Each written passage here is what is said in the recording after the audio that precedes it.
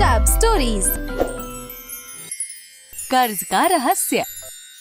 चंद्रकांत रामनगर राज्य का एक दयालु राजा था। चंद्रकांत का ये मानना था कि जो भी कर्म हम इस जन्म में करेंगे वो हमें लौटकर वापस जरूर मिलेगा। इसलिए राजा हमेशा अपनी प्रजा तथा अन्य राज्यों के राजा और उनकी प्रजा की हर प्रकार से सहायता करता था। चंद्रकांत किसी भी युद्ध का हिस्सा नहीं बनता था, पर जिन राज्यों में युद्ध होता था उनके जख्मी सिपाहियों और राजाओं की मदद किया करता था। एक दिन रनकपुर का मंत्री राम चंद्रकांत राजा के पास आकर कहता है, राजा जी, मैं रनकपुर राज्य का मंत्री हूँ। मेरा नाम राम है। हमारे राज्य में कुछ वक्त से भुखमरी फैली हुई है और हमारे राजा भी अब हमारी मदद नहीं कर पा रहे हैं। आप हमारे राज्य की कुछ मदद कर सकें तो कर दीजिए। बिल्कुल, हम आपकी सहायता करेंगे।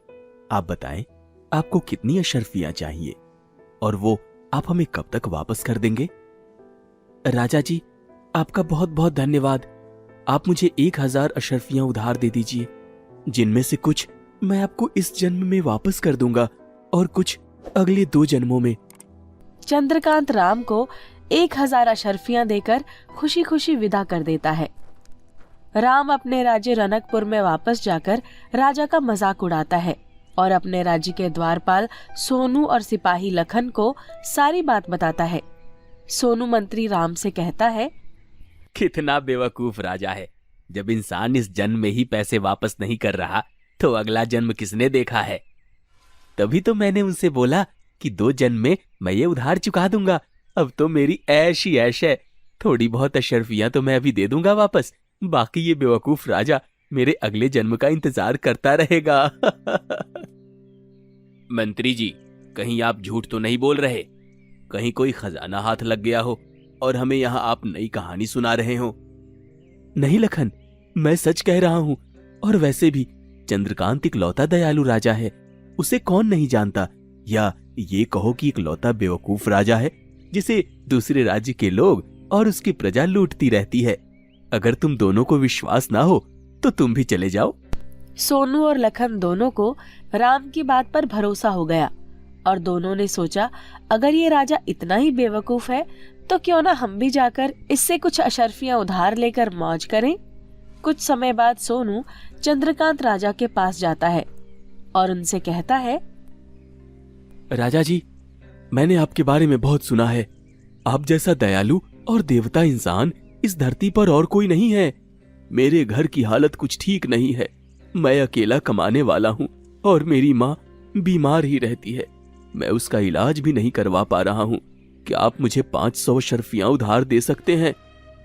ठीक है, तुम हमारे मंत्री अमन के पास जाओ, वो तुम्हें अशर्फियां दे देंगे और तुम अपने खाते में लिखवा देना कि वो अशर्फियां और उसका ब्याज तुम कब और कैसे चुकाओगे। सोनू राजा के मंत्री के पास उन अशर्फियों को लौटाने का समय 3 जन्म लिखवा देता है। फिर कुछ वक्त बाद ही लखन भी चंद्रकांत राजा के पास जाकर 1200 अशर्फियां उधार लेकर और 10 जन्म में वापस करने का लिखवा देता है।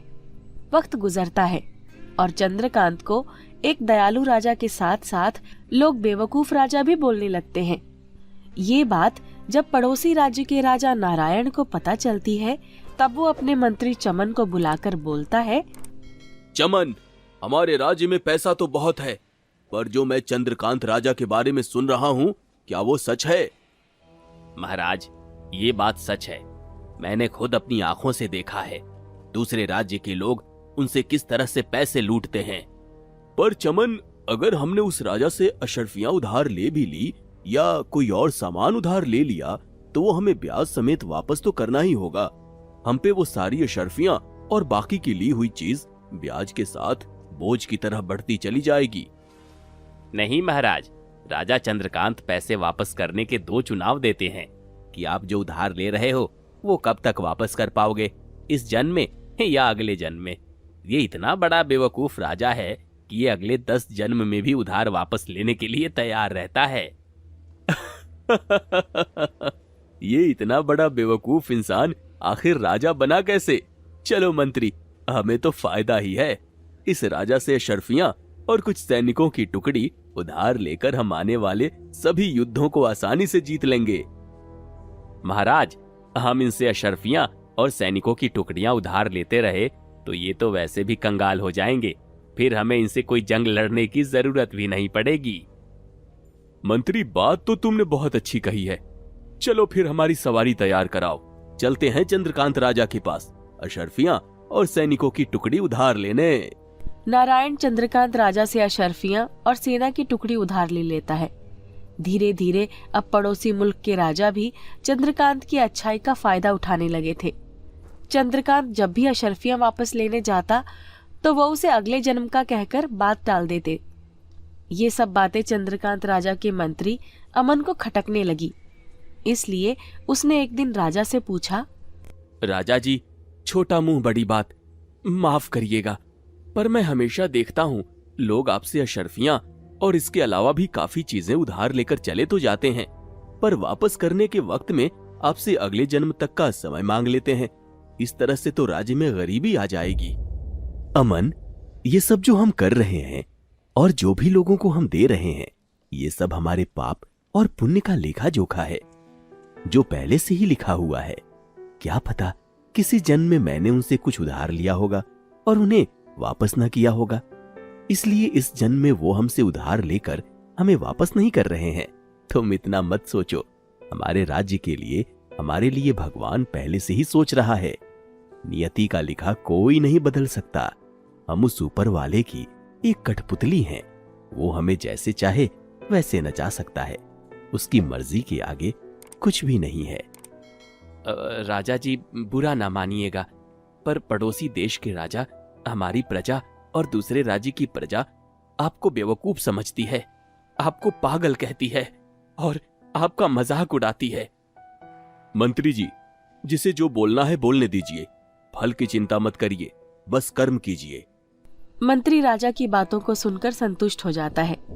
एक लंबा वक्त गुजर जाता है और पड़ोसी राज्य के राजा नारायण का बेटा भीम सारी शिक्षा लेकर राज्य में वापस लौट आता है।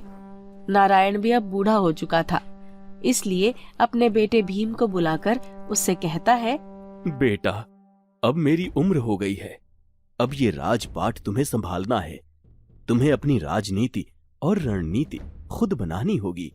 हमारे कौन कौन दुश्मन हैं, कौन दोस्त हैं, ये सब तुम्हें हमारे मंत्री चमन समझा देंगे। मंत्री चमन भीम को सारे पड़ोसी राजाओं के बारे में बताता है, कौन उनके दुश्मन है और कौन उनके दोस्त हैं। तभी मंत्री भीम से चंद्रकांत राजा का भी जिक्र करता है और उसकी सारी हरकतों और बातों को बताता है कि वो राजा दयालु के साथ साथ कितना बड़ा बेवकूफ और पागल है। तभी भीम मंत्री से पूछता है, मंत्री, अगर ये राजा इतना पागल है और इसे राज्य चलाना नहीं आता तो हम इतना समय क्यों बर्बाद कर रहे हैं? इसके राज्य पर कब्जा कर लेते हैं। युवराज, हमारी योजना तो यही है और हम इस राजा से बिना युद्ध करे भी इसके राज्य पर विजय पा सकते हैं। ये राजा अपने पैसे और सैनिक इसी तरह उधार में बांटता रहता है, इसलिए एक दिन ऐसा आएगा कि इसके पास खुद खाने को कुछ नहीं होगा। तो मंत्री जी, नेक काम में देरी कैसी? काल करे सो आज कर और आज करे सो अब। युवराज, हम ऐसा कर तो सकते हैं, पर अभी हमारे पास ऐसी कोई नीति नहीं है जो हम अभी तुरंत चल पड़ें और इसके राज्य को हड़प सकें। मंत्री जी, आप इन सब की फिक्र ना करें, ये सब मैं कर लूंगा। तो फिर तय रहा, अगर मेरे बेटे भीम ने चंद्रकांत राजा के राज्य पर कब्जा कर लिया तो अगले ही क्षण मैं इसे अपने राज्य का राजा घोषित कर दूंगा। और बेटा भीम, ये तुम्हारी काबिलियत, हुनर की एक परीक्षा भी है। भीम को ये बात अब एक चुनौती की तरह लगने लगी, क्योंकि बात अब भीम की इज्जत की थी। भीम चंद्रकांत राजा के राज्य में पहुंचता है और चंद्रकांत राजा से बातचीत करने के बाद उसके राज्य को पूरा खरीदने का मूल्य पूछता है। युवराज भीम, वैसे तो मैं ये राज्य बेचना नहीं चाहता, क्योंकि यहाँ पर जो प्रजा है वो किसी के गुलाम नहीं है। ये राज्य मेरा नहीं बल्कि मेरी प्रजा का है, तो इसको बेचना ना बेचना इन लोगों के हाथ में है। मैं तो सिर्फ सेवक हूँ। राजा जी, फिर भी अगर आपकी प्रजा ये राज्य बेचना चाहे तो इसका क्या मूल्य होगा? युवराज, मेरी प्रजा को कम से कम इतना पैसा तो चाहिए होगा जो इन्हें ये महसूस हो सके कि ये किसी के गुलाम या सेवक नहीं है, बल्कि ये खुद एक राजा हैं। राजा जी, क्या आपके राज्य में इतना धन है जितना आपकी प्रजा को इस राज्य को बेचने के लिए चाहिए? युवराज जी, उससे ज्यादा ही धन है हमारे पास। राजा जी, तो आप मुझे सारी अशर्फियां उधार दे दो। सारी प्रजा चौंक जाती है, क्योंकि राजा सारी अशर्फियां भीम को देने के लिए तैयार हो जाता है। भीम राजा से सारी अशर्फियां ले लेता है। तभी चंद्रकांत का मंत्री अमन भीम से पूछता है, युवराज, आपने सारी अशर्फियां उधार ले तो ली, पर ये उधार आप कैसे चुकाना चाहते हैं? मंत्री जी, मैं ये उधार आपको आगे हर जन्म में थोड़ा थोड़ा करके चुका दूंगा। सारी प्रजा युवराज की बात सुनकर हैरान रह जाती है। प्रजा सोच में पड़ जाती है कि ये युवराज तो बहुत चतुर निकले। ये राजा को अशर्फियां कभी वापस नहीं करेंगे और हमारा राज्य तो नष्ट हो जाएगा। सारी प्रजा परेशान होने लगती है, पर चंद्रकांत राजा अभी भी निश्चिंत रहता है और भीम से कहता है, ठीक है युवराज, आप अपने अगले हर जन्म में ये अशर्फियां थोड़ी थोड़ी वापस कर देना और आप ये अशर्फियां लेकर जा सकते हैं। धन्यवाद। भीम सारी अशर्फियां लेकर अपने राज्य वापस चला जाता है। भीम के राज्य के लोग बहुत खुश हो जाते हैं कि वो इतनी सारी अशर्फियां साथ लेकर आया है और राजा को भी बेवकूफ बनाकर आया है। सारी प्रजा भीम की वाहवाही करने लगती है और नारायण उसे अपने वादे अनुसार उस राज्य का राजा भी बना देता है। भीम राजा बनकर बहुत खुश हो जाता है, लेकिन राजा बनने के बाद भीम के मन में सवाल उठता है। चंद्रकांत राजा ने मुझे अपनी सारी अशर्फियां दे दी, लेकिन मुझसे कुछ बोला क्यों नहीं? इनके राज्य में आखिर चल क्या रहा है? इनके पास अगर इतना धन है तो वो आया कहां से? अगर ये आगे राज्य चलाएंगे तो और धन कहां से लाएंगे? मुझे ही खुद इस बारे में किसी न किसी तरह पता लगाना होगा। भीम चंद्रकांत के राज्य में अपना भेष बदल कर जाता है और महल में घुसता है। वहां वो एक कोने में छुपकर बैठ जाता है ताकि उसे पता चल सके कि आखिर महल में क्या हो रहा है। तभी भीम को कुछ जानवरों की आवाज सुनाई देती है। वो आश्चर्यचकित हो जाता है कि वो जानवरों की आवाज कैसे सुन पा रहा है। वो पलट कर देखता है तो कुछ कुत्ते आपस में बात कर रहे होते हैं। भाई, तुम्हें कितना वक्त हो गया इस महल में काम करते हुए?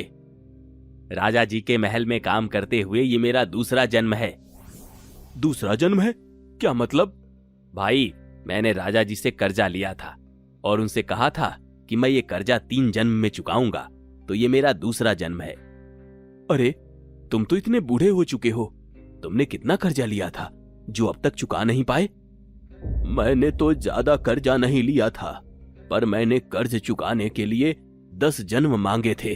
अब मुझे 10 जन्म तक राजा के महल में उनकी सेवा करनी है, तब जाके मेरा कर्ज चुकेगा।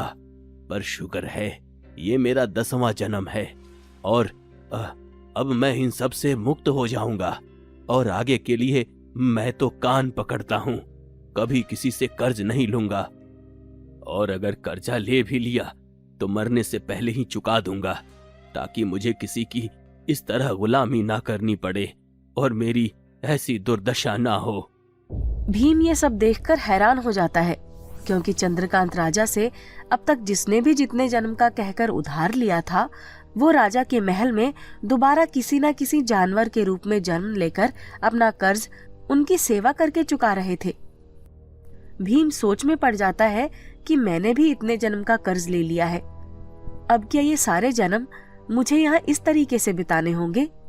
भीम भागकर अपने महल में वापस जाता है, पर किसी को कुछ बताता नहीं है, क्योंकि ये बातें बताने से लोग उसे ही पागल बोलने लगते। भीम अगले दिन अपने पिता के साथ सारी अशर्फियां लेकर चंद्रकांत राजा के पास जाता है और उन्हें उनकी सारी अशर्फियां ब्याज समेत लौटा देता है। भीम चंद्रकांत राजा से कहता है, मैंने जो भी आपसे कर्जा लिया था वो मैं आपको ब्याज समेत वापस लौटा रहा हूं और अब मैं आपका कर्जदार नहीं हूं। मेरे पिता ने जो भी आपसे कर्जा और सेना की टुकड़ी ली थी, मैं कोशिश करके वो भी इसी जन्म में चुका दूंगा। मैं एक और वादा आपसे करता हूं कि आज के बाद हमारा राज्य आपसे कभी युद्ध नहीं करेगा, बल्कि हमसे जो भी हो सकेगा हम आपकी पूरी सहायता करेंगे। चंद्रकांत राजा की प्रजा ये सब देखकर बहुत खुश हो जाती है और सब उसे अब एक सच्चा, दयालु और बुद्धिमान राजा मानने लगते हैं। उसके राज्य में अब उसकी इज्जत पहले से भी ज्यादा होने लगती है। कहानी से सीख। इस कहानी से हमें ये सीख मिलती है कि हम जब भी किसी से किसी भी तरह का कर्ज लेते हैं तो उसकी भरपाई हमें कभी ना कभी किसी ना किसी रूप में अवश्य करनी ही पड़ती है, जिसका फल भी हमें किसी ना किसी रूप में मिल ही जाता है। इसलिए हमेशा अच्छे कर्म करने चाहिए। कहानी अच्छी लगी है तो इस वीडियो को लाइक और शेयर कीजिए और कमेंट करके भी बताइए कि आपको ये कहानी कैसी लगी। मिलते हैं आपसे अगले वीडियो में। धन्यवाद।